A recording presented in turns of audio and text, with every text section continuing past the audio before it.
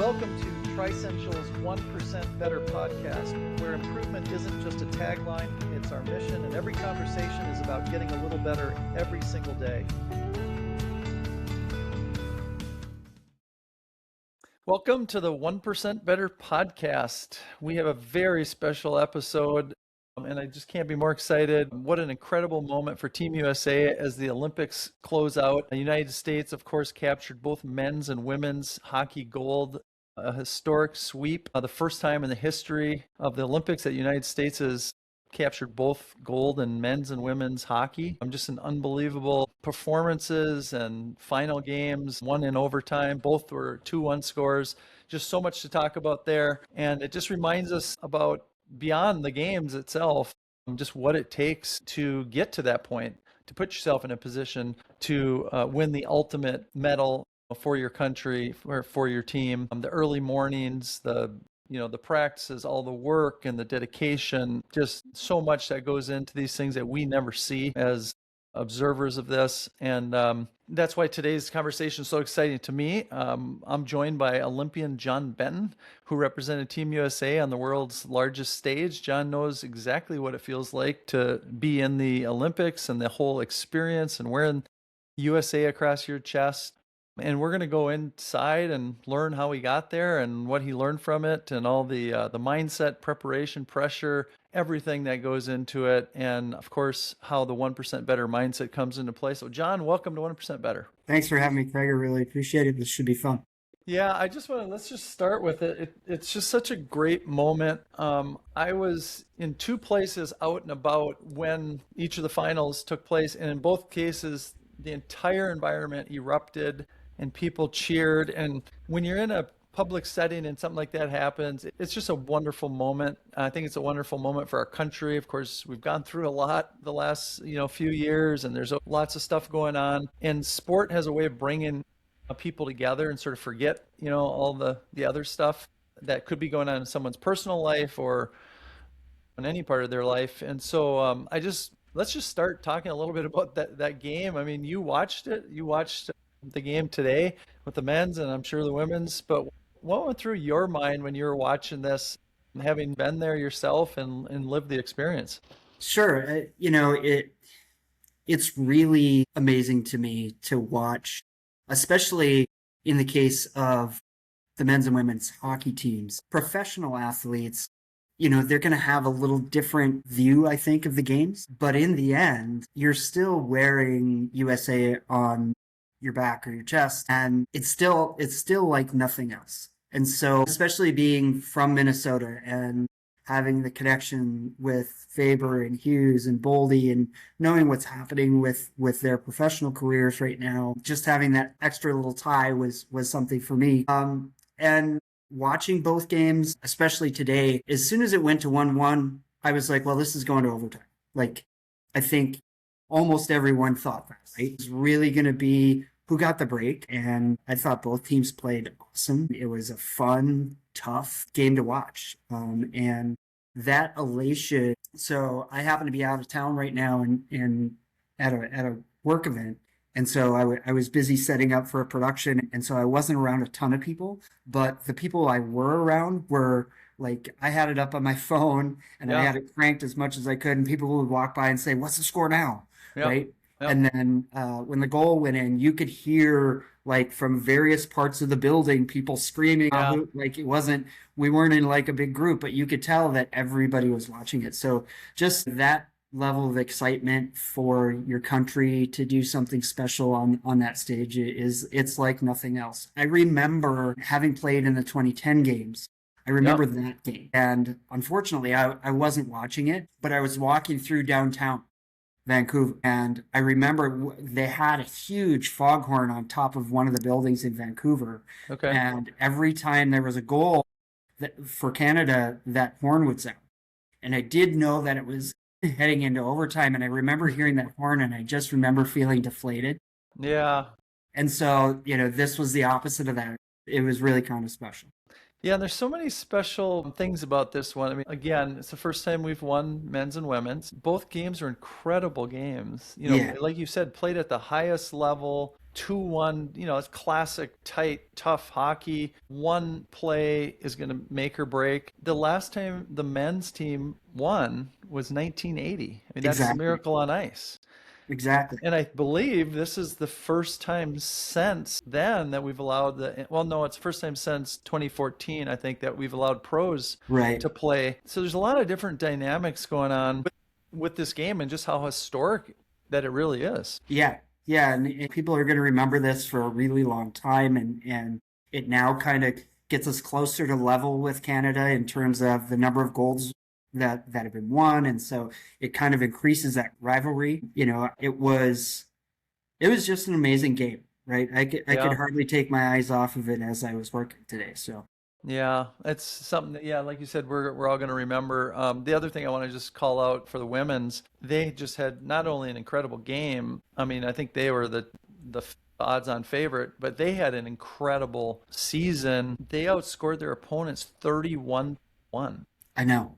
And they had 350 consecutive shutout. I mean, so this was a dominant team, but as we all know in sports, and curling is probably more well known for this than any sport, it doesn't matter coming into the big game how good you are and how many all the stats are, you can still lose the game. And so the fact that they finished it in dramatic fashion, probably the best women's team in the history of sports or the Olympics in terms of how dominant they were. Yeah, and that in and of itself, being dominant in the Olympics, I mean, you'll see it in maybe some of the individual sports like skiing, Right. skating, where Swimming, somebody's Michael just Phelps, right? yeah, where somebody is just head way above anybody else in the field, right? And I think there was a Norwegian that won 6 golds in skiing this trip around, right? You just don't see that in the team sports as much, where somebody's as dominant as the women's hockey team was. So it's that much more amazing, and maybe that's as good a lead into kind of talking about the Olympic experience as anything, because I can tell you that for any athlete there, it's a completely different thing than what you normally do in your sport. And I can't overemphasize that enough. I try to share that with people.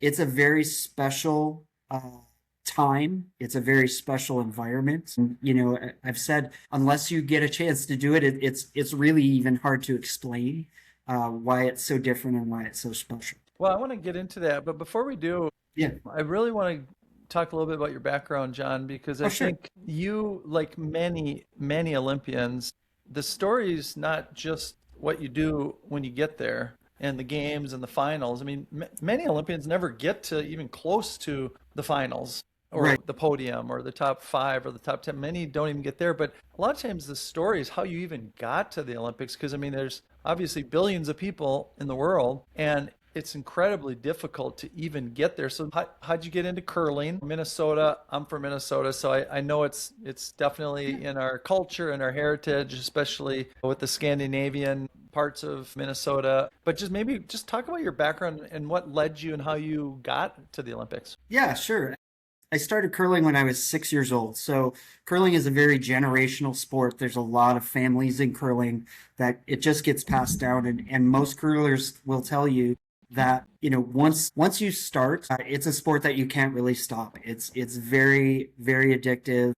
It's a lot like golf in how you can go out and be the hero one day and just be awful the next day. So Yep. it has that element. And surprise, surprise, the Scots invented both sports. I like to say they invented the two most fickle sports in the world. But so Never six thought years old, about that. Yeah, they both are like they're similar in that way. right? So 6 years old, playing in the St. Paul Curling Club, growing up, and eventually started competing as a junior. And even back then, there were junior state and national championships that led to a world championships. And so, being such a niche sport, there's opportunity there. And it's still this way, that for kids to have a chance to go compete internationally, that the competition pool is very small. Right. So you have an Relative to other opportunity. sports. Yeah. Yeah, you have a great opportunity if you get into curling to go experience some of those things. I won a junior state championships in 1987, which kind of put me on the path to be a So competitor. you're a teenager then, late teenager then. Yeah, exactly. And you started competing, like you said, 6 years old. That's pretty young for Yeah, curling. I mean, a lot of people I got introduced in high school because where I'm from, we had a curling arena Right. rink. And in high school, they drag you over there and they show you how to curl. And that was the first time I did. But you got introduced really early. But when was the first time that you thought, wow, I could actually make it to the Olympics? So at the time when I won that state championship, curling still wasn't an Olympic sport. It didn't Oh, become an wow. Olympic Didn't sport know until that. '98, right? It had long been talked about, and it had been a demonstration sport. So it was never really on my mind until it became a full medal sport.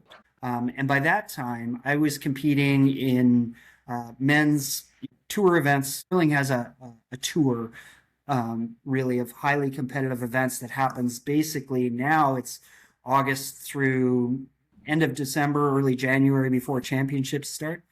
And so you can travel all around Canada. You can go to Europe. Some people have gone to Asia to play. So you kind of It's the foray into, Bonspiel tour, right? yeah, it's a Bonspiel tour. So I had been doing that, and I had again some success. So in 1997, I was playing on a team out of Wisconsin. So we won the men's state championship uh, out of Wisconsin, and that was my first national championships. And that was really when I thought, man, I'm in a pretty small group of people here who have an opportunity to do this.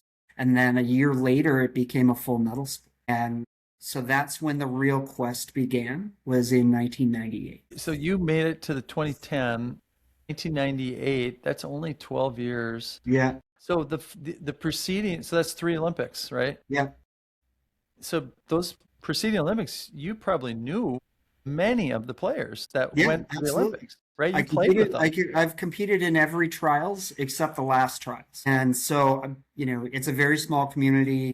Oftentimes I've played with a number of people, right, who've gone on and had success, right? Rich Yeah. Roonan, who was on the men's team this year, was a longtime skip and fellow player on teams that I've been on. So, it's still a very, very small community. So you try and you try and you try. And I was really about 2 months removed from saying the R word. I was going to retire. I had really kind of worked super hard at trying to make it, and I just didn't see that it was going to happen. And I got lucky enough to get a call from John Schuster, and we went out fishing, had a chat. Of He said, course.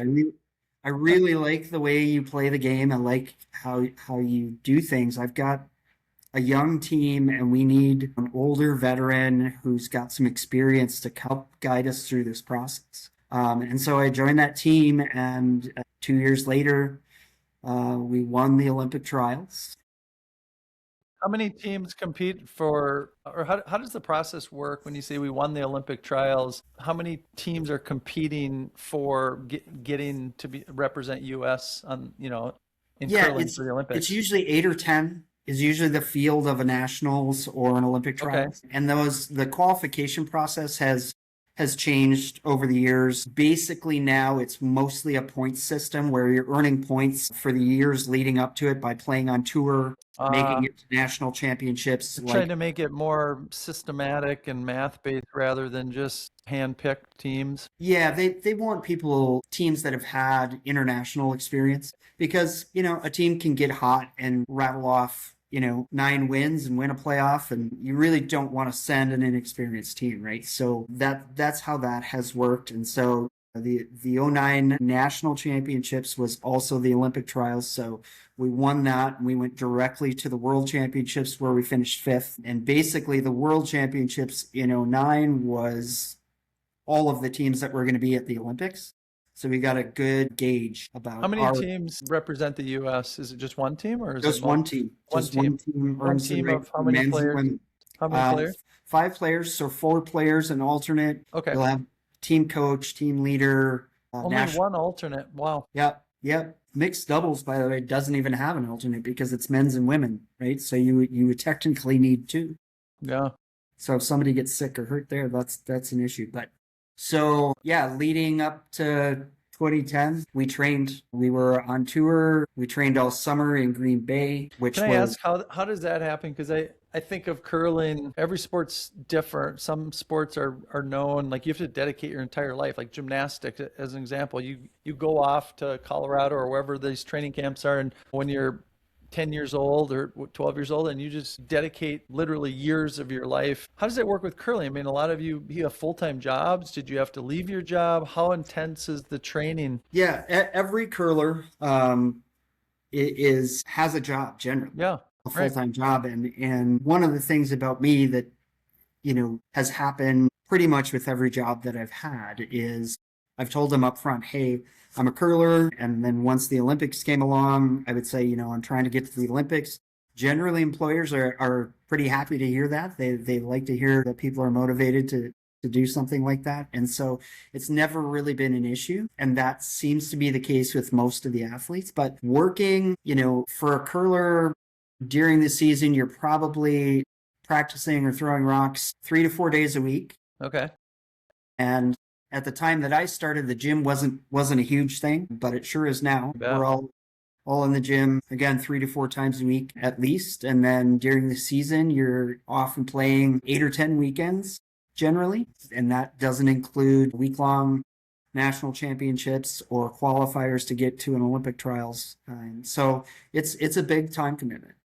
What was the biggest obstacle for you, John? I mean, obviously there's lots of technique and there's lots of, ways to measure how good you are as a curler. Maybe we'll get into that later, but just what was the biggest obstacle for you trying to get to the Olympics? Forming a team. I talk about this all the time, and I had a chance to coach for quite a bit of time as well, coach juniors. And team formation, because it's such a small unit, right? Because you're really only playing with 4 players, and the alternate, a lot of teams don't even select their alternate until they've won a national championship. So you don't generally carry them during the season. So it's really just the 4 of you, right? And you don't have a bench of players that you're bringing into the game. So you really need to learn each other's habits, and both on and off the ice. And you have to be a cohesive unit. And it's really an interesting sports psych study for a lot of people, because it's there's really no other sport like it. And rely so much on communication, again, both on and off the ice. A couple of the examples I used as a coach with kids was, everything's great when you come and practice and you go play on a weekend, right? But you head off to a world championship and you're stuck with each other for 10 days. What if Billy forgets his credential or forgets to bring his broom? Or how are you going to handle that, right? Because that's a higher stress situation, and some of your not so good traits may come out. Stuff that doesn't come out when you're just at practice, right? So it's a really interesting sport in that sense. Our sports psych, when he first came to the sport, he looked at it and he said, well, this is like speed dating, because really after every season, teams will break up and they'll reshuffle and they'll get a new player, right? Because something's not quite working out. So getting that team, when you see a John Schuster or even a Danny Casper or the Peterson team, they've worked really hard to build those teams. And sometimes it's been about making sacrifices for those players to say, hey, well, I really want to be successful, so I'm going to have to change how I behave, either on or off the ice, right? And I'm going to have to make a sacrifice for the team so that we operate better. It's a really interesting sport from that standpoint. So how does that play out? I mean, I played football, basketball, baseball, and so I have a pretty good sense on how those sports and how the team chemistry and how it's important and how it plays out off the court and on the court. But I don't have that with curling. How does that show up on the ice? Is it more of, hey, the cohesiveness needs to be off the ice because you have to trust that someone's as dedicated as you, they're working as hard, they're doing the right things, because you're putting all your time and effort into it, and the last thing you want is someone sloughing off, maybe hitting the booze, maybe not trying as hard, whatever, and it's like, hey, that's where we're going to win or lose together. Is it that, or is it actually the communication on the ice that can also break down? Well, it's both, right? They overlap each other. And what I mean by that is, and you touched on a lot of it, whether it's a commitment to training or doing the right things when you're out of town. Examples are, curling is a very social sport. There's a lot of drinking that happens. A lot of it. I remember our curling club had a big refrigerator. It was stocked full of beer. And before anyone hit the ice, and it's a very social sport. That's no different for any of these tour events, right? When you're heading out, you're going to a different town. Often there's 40 teams playing in an event. It's a lot of people. It's a good time. You get to socialize. But in the end, if one of your teammates isn't coming home till 2 or 3 in the morning, that's going to be a problem. It's going to create a trust issue, right? And then when they step on the ice, if they're not performing, the question always is, are you not performing because you're just having a bad day, or are you not performing because you're hungover or you were out too late? So it's those things blend into each other. And there's other things, family, school, girlfriends, boyfriends, a lot of things that can distract you from the intent. And if everybody on the team has said, hey, I want to go to the Olympics, there's an expectation there of how you're going to handle yourself to be able to do that, because it doesn't just happen. And I say this a lot because there's a lot of curlers who will say, yeah, I want to go to a world championships, or I want to go to an Olympics. And I say, well, that's great, but do it with your eyes open, because you have to know what that means when you say that. Because it is 3 or 4 days a week in the gym and on the ice, and committing to your team that you're going to be there when you're needed. Dreams are great. Dreams are great, but dreams also take commitment. Absolutely. Well, you had, as you said, success, and if I had to sort of paraphrase, you got a second chance almost when you got the call from Schuster saying, hey, I like your style. I need someone that's experienced. And you thought maybe you were sort of over the hill, or your time had passed. So it seemed like the time was right, the fit was there. And then you guys won the men's championship, and then you went to the world championship, or the U.S. to the world. So just leading up to it, was your team gelling? I mean, was it performing, getting better? Were you gaining momentum? Did it meet your expectations of what it took to even get there? Before you said, yeah, you guys are in, you guys made the cut. That must have been kind of an experience as well. Like, it wasn't a given by any means, even though Schuster's got a great reputation and built great teams before. He's been there before, right? Right. But it wasn't by any means a guarantee. So how did that, I'm just curious, the lead up, the year to 2 years, a lot of pressure for you guys to perform. Right. Well, it's super interesting, what happens when you know that you're going to the Olympics, right? Everything kind of changes, and there's all of a sudden expectations there that maybe weren't before, because you were just a hopeful leading up to that point. And now there's a training regimen that's even higher than you may have been on. And there's a bunch of coaches, and you get what they call the team around the team. You get a lot of inputs, and dealing with that, and media requirements and interviews and all of those things, you have to learn how to manage it. Right. And so that's kind of a big question mark for a lot of people who've not gone before, is, do you have somebody to help you manage them? Right. Is it because you can't do it by yourself? It's just impossible. Mm-hmm. It's almost immediately overwhelming. I think it was when we won the trials, I think it was 3.5 hours before I got to see my family.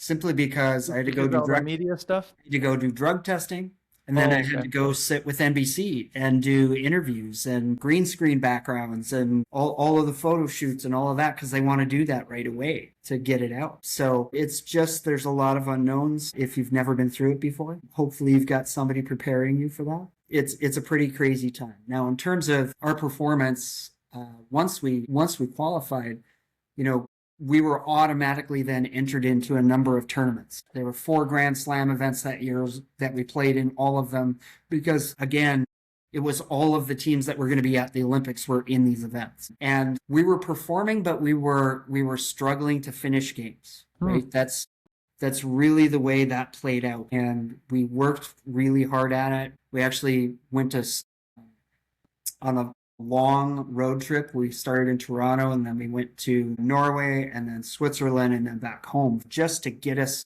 some time together playing some of the teams that we might see. It was hard. It might sound like a dream to a lot of people to be able to go to these great I'm sure. places. But it was hard. It's not glamorous. I mean, it's hotels, and it's traveling, and it's working out, and it's game planning, and it's reviewing. I don't know if you guys, how much you reviewed film back then, but Lots. probably. It's a grind, Yeah. honestly. Yeah. It's you're away from your family and your own bed. That's tough. And you really have to, this is the other thing that I tell athletes that I coach is that you really have to be a love to win person rather than a hate to lose person, right? Yeah, Because loving to win is what will keep driving you when it's a grind, yeah, right? If you hate to lose, that grind is going to be really hard to get through. And I don't yeah. want anybody to think that any of what I just said is a complaint, right? Because I'm a love to win guys.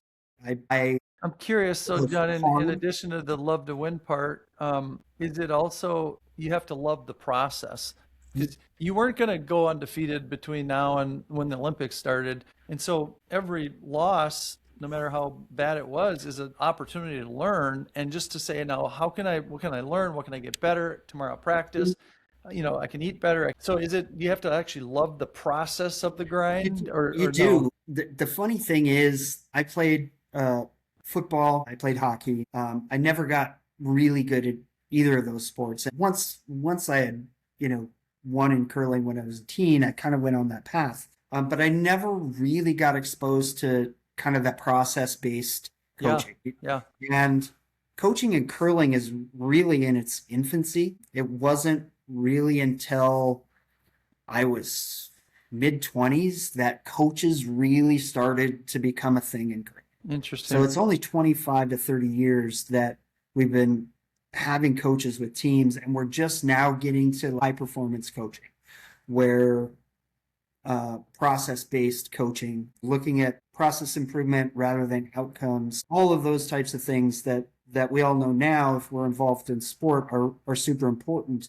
And I love that piece of it, right? Because as an IT guy, I'm into processes. Yeah. Processes make sense to me. I can always evaluate myself against a process, whereas I can go out and play great and lose a game. Or I can go out and play really bad and win. That doesn't really tell me a lot, but if I'm measuring against processes, then I know something. And so that that part of it for our team was really pretty new Hmm. when we went in 2010, and it wasn't readily accepted by everybody on the team. We were really good at just going out and playing.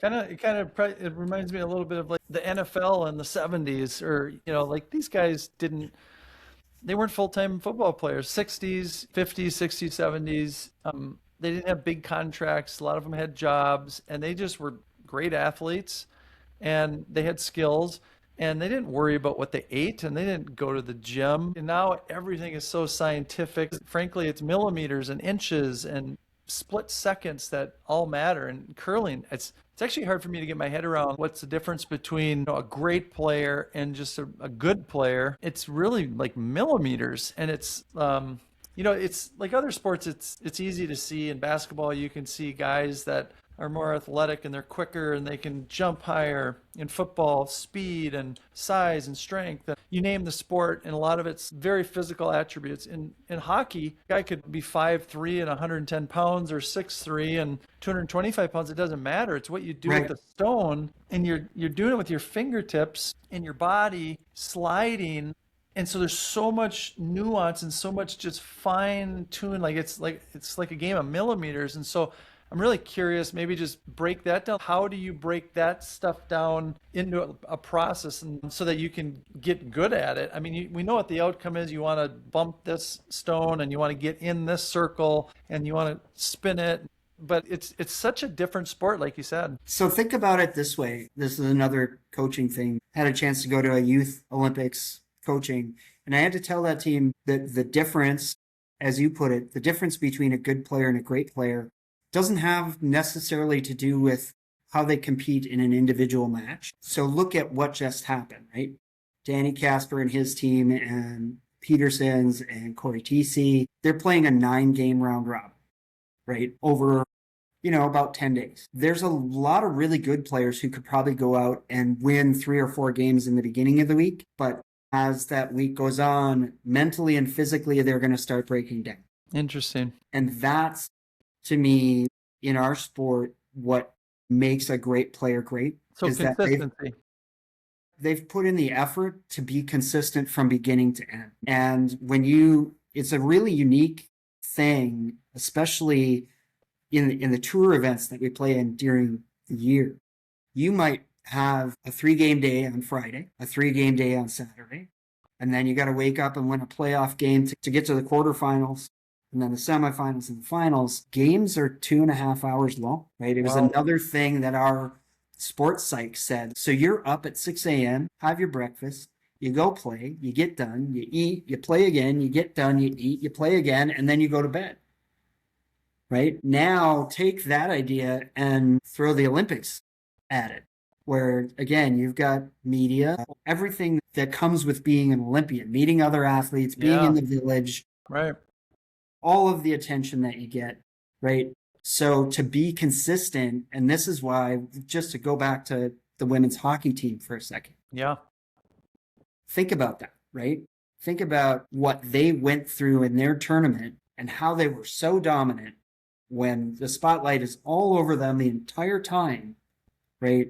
It's really an amazing feat to do what they did. Not to diminish what the men did or anybody else, but like to be that dominant in a team sport. I know as a coach from my sport, from what we've been talking about here, that there's a high level of trust with all of those ladies on that team and their coaching staff to be able to just move through the way that they did and not have hiccups. Just really, really amazing.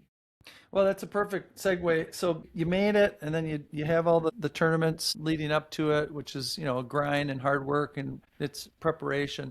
But then how does it change? This is, I think, the biggest question that a lot of people want to know. Now, opening ceremony, and you are in the Olympics. And in your case, and I would just suspect many, many, many players, they get one shot at this. They're not Michael Phelps, or they're not the skier gal from Minnesota that's been in 7 Olympics or 6 Olympics. Lindsey Vonn. Yeah, Lindsey Vonn. That's super rare. So you're there. How does everything change? How is it different than what you thought? And how is that pressure? How does that show up?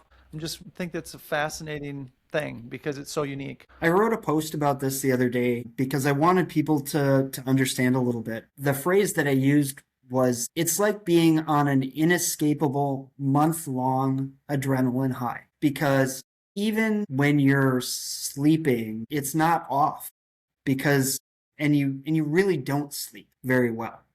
That's actually a big problem, because I bet there's just so much happening around you, and you have almost no privacy because you're probably staying with one of your teammates. And when you get up and walk out the door in the morning, there might be a camera in your face or a fan wanting an autograph or to talk to you, right?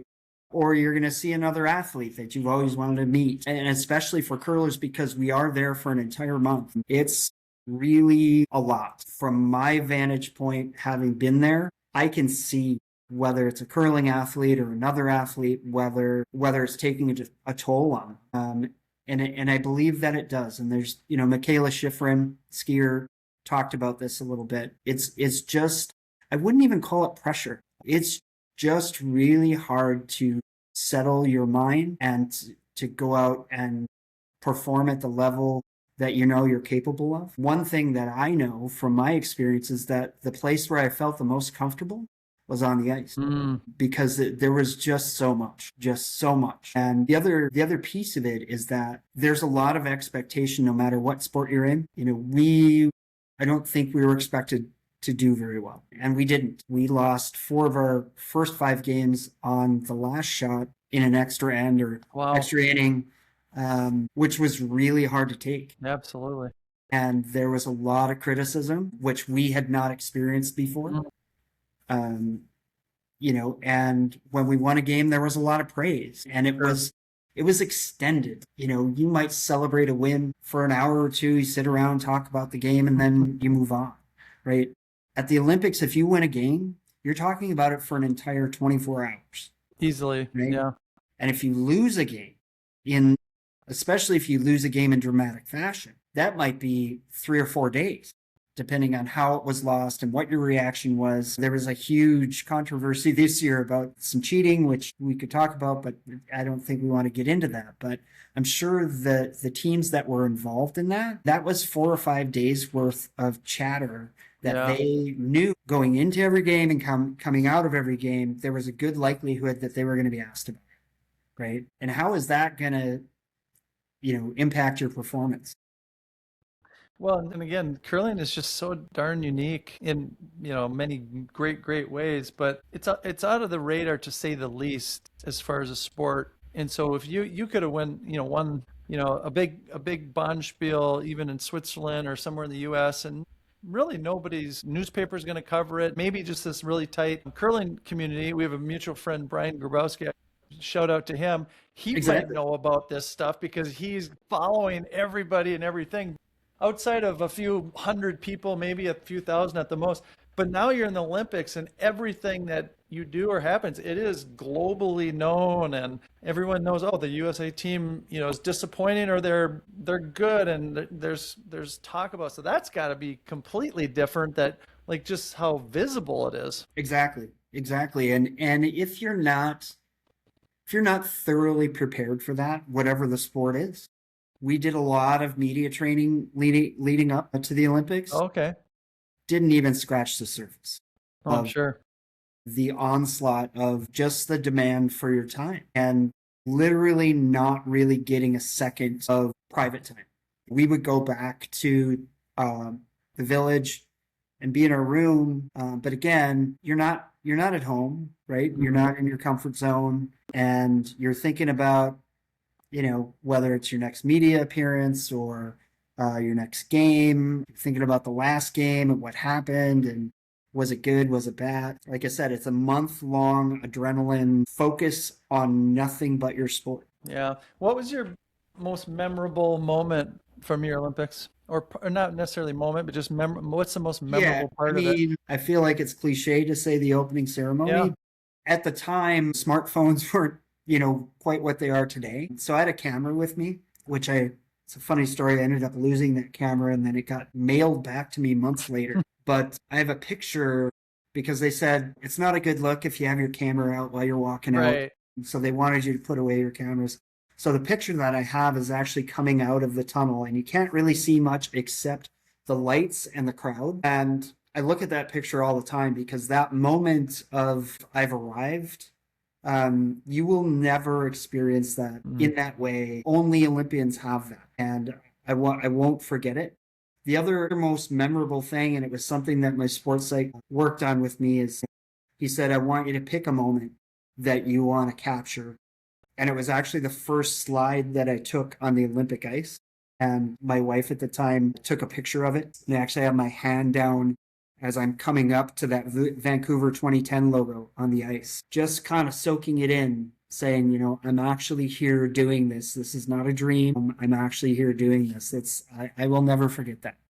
Yeah, that's pretty special moments. Anything that you took away from it after you got back and you reflected? Because you said it's got to be surreal. Like it's like drinking from a fire hose, and there's so much stimuli and so many emotions. I mean, you're wearing your country's name too, and you're surrounded by other countries, Yeah. which many of them don't speak English. It's a kind of a very, I assume, like competitive, and maybe there are some good relationships that are built, but it's also a very much competitive environment. So there's just so many emotions going on, I'm sure. But after you got back, just curious, like, did you reflect and go, what did I take away just as a person, a human, life lessons that I take away from that experience? Well, for sure. There's a multitude, and it's part of the reason why I wanted to get into coaching was because of those experiences and being able to share, that a lot of what we've talked about here in terms of team formation and making commitments and what does that mean between four people and how is that going to change over 4 years time if you're making a run for the Olympics, and then once you get there, how does that change people and how can you best position yourself as an individual and as a team to manage that, right? It was all of those things that I came out of that experience. We didn't get on the podium, we didn't medal. It was disappointing from a performance perspective, but you can always say, hey, I made it to the Olympics. That's great. But I don't want anybody to ever go and have that experience and not at least have a basic understanding of how different it is, because it is like nothing else. Yeah, and as you said, your first 4 out of 5 matches were just down to a very small margin. The last stone and very small differences. And so now you got 4 years. I'm sure you guys are playing this in your head, like what could we have done better? How could we have trained more? And just it's the little things. So it's this whole 1% better, which is what can we do every day? How can we learn? Because it's a little tiny improvements that can make the difference between winning 4 out of 5, frankly, or losing 4 out of 5. Exactly. And what kind of tying all of this together, you asked what makes a good curler versus a Yeah. great curler, and that consistency is really kind of drilling down into that consistency bit, right? What does that actually mean? Consistency on the ice, consistency as a teammate, consistency in your mental preparation. Are you willing to be a more consistent person so that your teammates understand you better? So it gets very broad to be able to get that extra 1 or 2 or 3% of performance. So you're making that last shot and you're putting yourself on the podium. Well, and I'm sure you kind of alluded to this, but you said coaching is important to you. So maybe we can talk about that next here. You wanted to give back. It sounds like one of the things that you wanted to take this learning, this amazing experience, and give it to others so they could benefit from. So maybe just walk us through what you've been doing since the 2010 Olympics to do that. Yes. I came back. I was working at Fairview Health Services in their IT department for a long time, engineering, and a couple of things happened. So first of all, I got asked to be a national team coach for the junior program, for the women's junior program. That started in 2012. Right around the same time, a new facility was being built in Blaine attached to Fogarty Arena. A lot of people would know Fogarty Arena from hockey. And so they hired me to manage that curling facility. So Okay. I started managing the curling facility and doing a lot of coaching and training. So I started going to a lot of coaching conferences with the USOC, getting really filled up with knowledge about how high performance coaching works and how do you make that work in your sport. And so trying to apply a lot of those principles along with my experience for those junior athletes. So super proud moments for me this week, although I'm no longer her coach, Corey Tesey of Corey and Corey, the mixed doubles, and she also played on the women's team. She was on one of the teams that I coached, and we spent 4 or 5 years together, working together. Did a lot of technical coaching with her. It's great to see athletes that you've worked with at any point have success. If you're a dedicated coach, you can't have a happier day than seeing your athlete, former or current, do well, and on the Olympic stage it's even greater. So very satisfying. And in the end, I'm not doing a bunch of team coaching anymore. I do a lot of technical training with new people coming into the sport. The mission that I had to be able to share those experiences has played out a number of times, and brought a team to the Youth Olympics in 18, and that was or 2020, I should say. That was one of the most amazing experiences that I've ever had. They didn't have great success, and that was actually the success story, because the lead up to it was all about how do we manage things, right? Yeah. How do we manage somebody missing a bus? How do we manage somebody losing their credential? How do we manage losing? How do we manage winning? Yep.